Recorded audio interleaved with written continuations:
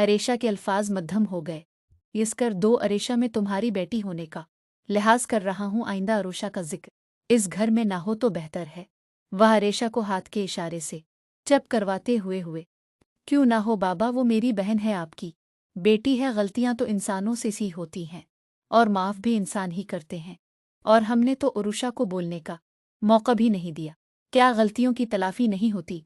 होती है बाबा, अरेशा बेबस सी बोल रही थी। क्यों हम इतनी जल्दी किसी के एहसास को यूं रौंद देते हैं? क्यों हमें किसी की परवाह नहीं रहती?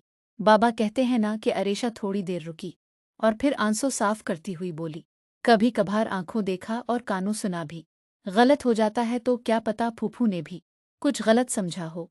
बाबा प्लीज उरुषा के लिए अपने दिल में नरमी पैदा करके सोचें। जब तक आपके दिल में किसी के लिए नफरत रहती है, इस वक्त तक आप इसके बारे में कुछ अच्छा नहीं सोच सकते। और नफरत तो है ही ऐसी चीज जो दिमाग में अच्छा सोचने की सलाहियत पर गुरहा लगा देती है। बाबा मैं आपको बता रही हूं कि मैं इरुषा आपी को जरूर ढूंढ। अरेशा ये कहकर निढाल सी अपने कमरे में चली गई और बाप के जहन में कई सवाल छोड़ गई, जिसका जवाब तो शायद उसके पास भी नहीं था। आप ही जल्दी तैयार हो जाएं यार, आप हर रोज मुझे लेट करवा देती हैं। आपने तो कॉलेज जाना होता, आप बड़ी हैं, किसी ना किसी तरीके से बच ही जाती हैं।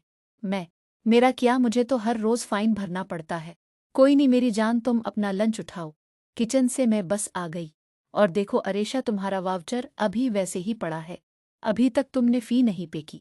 हाय अल्लाह जी, आप ही हर रोज याद भूल जाता है। अरेशा किचन से निकलते हुए बोली थी। या अल्लाह, तो दलों के हाल जानने वाला है, तुझे तो कुछ बताने की जरूरत भी नहीं होती। या अल्लाह प्लीज मेरी दुआ सुन ले, प्लीज मेरे अल्लाह।